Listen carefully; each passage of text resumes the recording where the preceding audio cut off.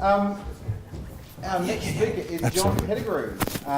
John is the Deputy Chair of the Environmental Farmers Network.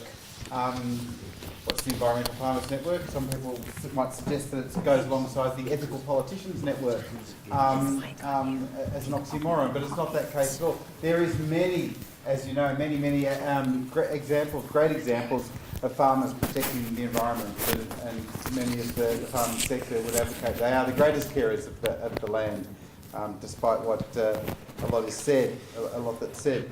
John's also been a presenter with Al Gore's Climate Reality Project as well. So that's right. That must have been an interesting exercise. And I also had the pleasure of meeting John and Robin, his wife, last night for dinner, and heard a bit about their fruit growing. And apparently it says here that John's been growing fruit all his life, and I just say about that, well, not yet.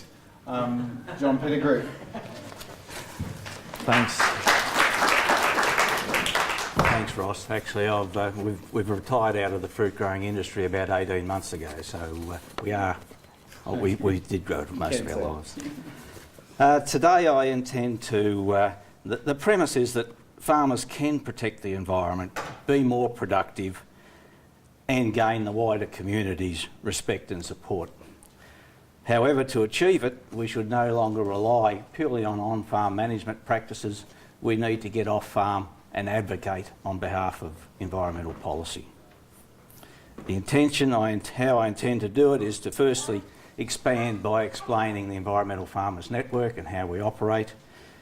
I'll also compare the Environmental Farmers Network with some more traditional farmer organisations, and then use as an example the Murray-Darling Basin, the consultative process there, to give you some idea of some of the challenges that the environmental movement and groups like ours face in taking part in that sort of involvement. The Environmental Farmers Network represents farmers across southeastern Australia. We are interested in sustainable farming, socially, sustainably and economically. We represent mostly commercial farmers, and we're very concerned with climate change on farms, people and landscapes, the farm biodiversity and the impact of peri-urban development on farmland and the surrounding urban areas in the country.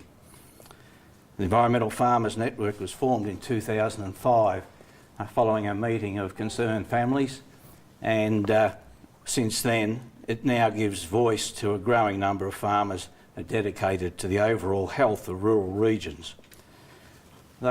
We represent views that are not, we don't believe, are not being adhered to or not being lived up to by other farming organisations. We believe that many policies of traditional farming organisations have put offside our major urban centres to the detriment of farmers, the perception of farmers and farming practices, and it's having an impact on a long history of support that farming has had from traditionally from urban areas. We meet as an organisation annually, and we correspond with members with technology, and an executive runs it in between times. Our policies are developed with input from all members. Anyone could set up a new policy. It's managed by a policy manager, and the policy is put to all members and then clearly, if accepted, displayed on our website for transparency. We have well-documented policies, or we would think we have well-documented policies, which often contrast to state national farming organisations and commodity groups. To date, we've been most active in areas of native vegetation, retention, cattle grazing in national parks, the formation of the River Red Gum National Parks in Victoria, and also, of course, the Murray-Darling Basin Plan. The most recent example is the Basin Plan, but in 2011, the Victorian Government's decision to return cattle to the Victorian Alpine National Park certainly concerned us greatly. The given reason for the action was scientific research. The stock supplied not by cattlemen but by contractors providing fuel reduction services. This action was and continues to be supported by the Victorian Farmers Federation. This issue is an excellent example that clearly defines, I think, the differences between the contrasting policy as we continue our opposition to the return of cattle into those sensitive alpine areas and water catchments. The 2010 declaration of the River Gum National Parks occurred following widespread consultation. It occurred despite opposition from farmer organisations, opposition that is still continuing today in an attempt to return cattle and logging into those areas.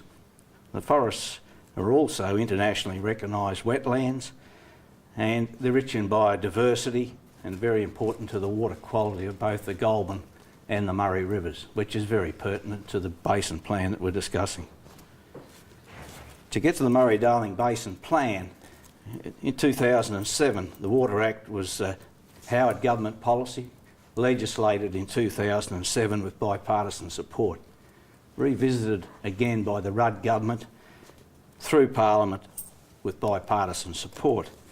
It was accepted by all that the river flows had been over-allocated for irrigation and that the past drought further highlighted the environmental issues arising from this and the over-regulation of our rivers and streams. We must not forget that the intention of the Water Act was not only to improve the environmental condition of the basin, but also to underpin the productivity of the basin's industries and communities. Despite this, the Murray-Darling Basin Plan and its critical sustainable diversion limit has divided communities and politics across the basin. The release of the Guide to the Basin Plan and the use of a town hall communication strategy proved fertile ground for those opposed to the return of water to the environment.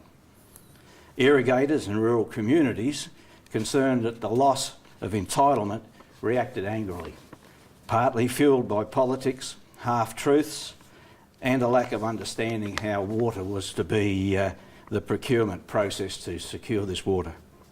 Irrigators in particular, believing a loss of up to 30% of their entitlements, actually started burning the plans at a Griffith meeting. This was a very difficult process for a group like the environmental farmers to be involved in and to service. When an opportunity arose for the environmental farmers to join with environmental non-government organisations from across the Murray-Darling Basin, we did. The voices of the Murray-Darling Alliance brought together many organisations and individuals from across the basin, with interests such as farming, irrigation and fishing industries, conservation, human health, and grassroots advocacy groups. It was a big step for us, as in the past we'd purposely retained our independence in the belief of maximising our influence in advocacy by separating, not being involved with environmental groups or farmer organisations. We always saw ourselves as filling the middle ground in any debate like this. For an environmental farmers network with very limited resources and many others in the Alliance, this was essential for us to compete with the well-financed and organised campaigns by irrigators, commodity groups, local government, even state governments, and a varied array of political interests. For many in the Alliance, the exposure to a group like us and a couple of similar farming groups could have been a real challenge, with some of our views not always being aligned, but the agreed structure of this alliance really catered well for group strength whilst maintaining our member individuality.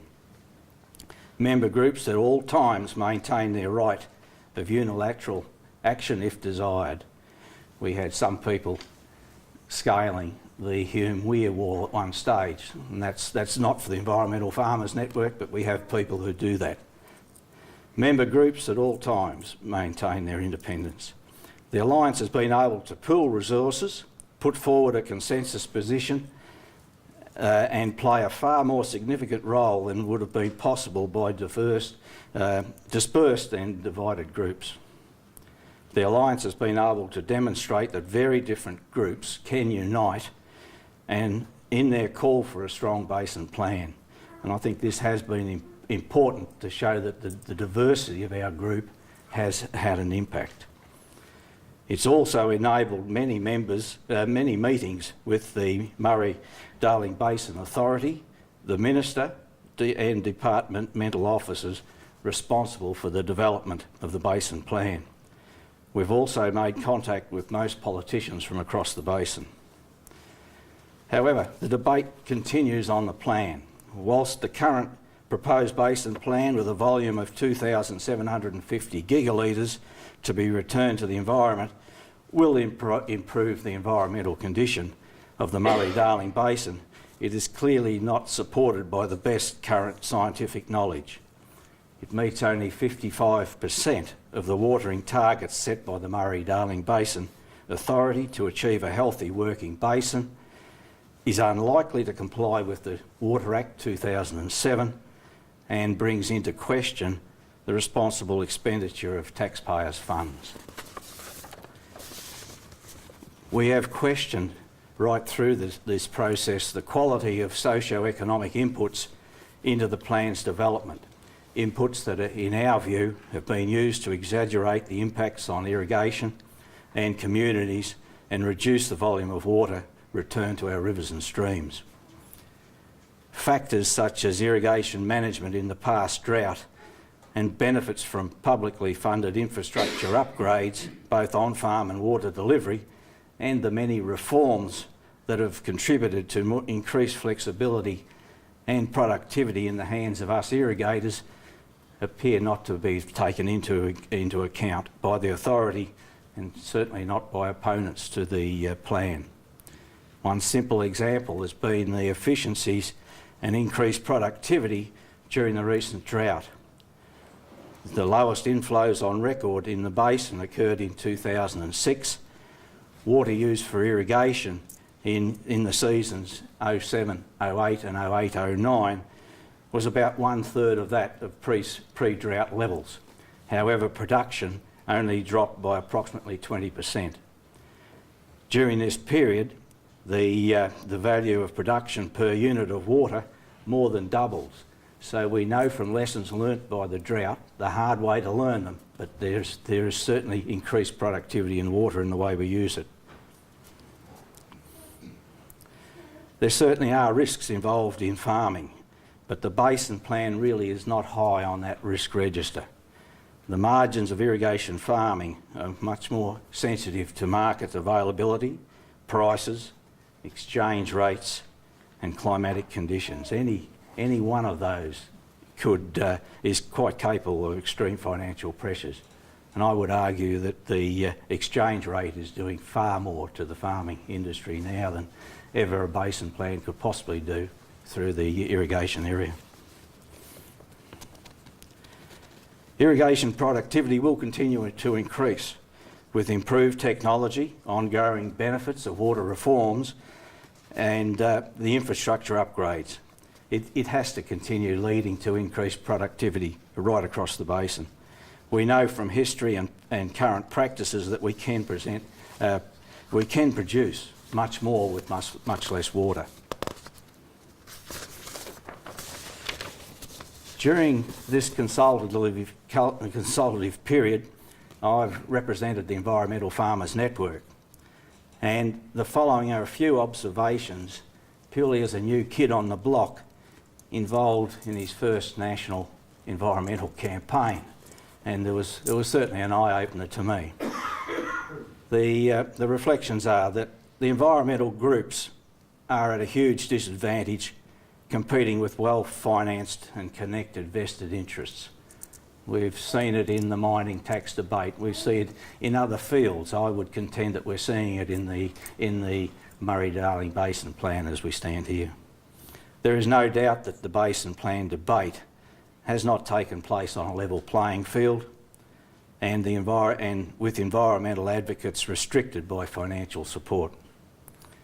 It's important to the nation that environmental issues receive full consideration if we are to achieve quality long-term decision making.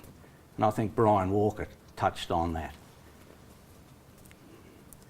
I'm not advocating that groups like the Environmental Farmers Network receive public funding, but there are environmental groups that provide critical resources to this type of consultative process that really should receive public assistance. These would include peak national and state organisations and groups like the Environment Defender's Office, who supply specialised legal advice, all of whom have been forced to carry the financial burden of this long consultative process. The provision of public interest funds is accepted practice in many fields and in other countries around the world. I believe our environment deserves this support to achieve the most basic of consideration and a lasting benefit, just as legal aid ensures that those unable to afford representation achieve justice. Unfortunately, in many Australian states, the meagre assistance that environment and other such organisations have received in the past is certainly being eroded, and some of it being taken away completely. In summary, farmer organisations must recognise community values and the perception of urban communities that farmers are putting at risk our natural environment, and review policies that impact on the environment.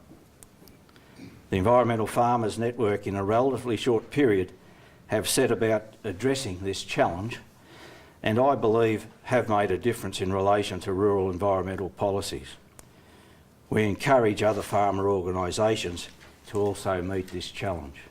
One of our early decisions was that we actually thought that we could do more by changing government policy than we could ever achieve by management on our own properties. You certainly do that at the same time, but if we could change 1 ounce of government policy in some of these critical areas, it was worth, I don't know, thousands of trees planted.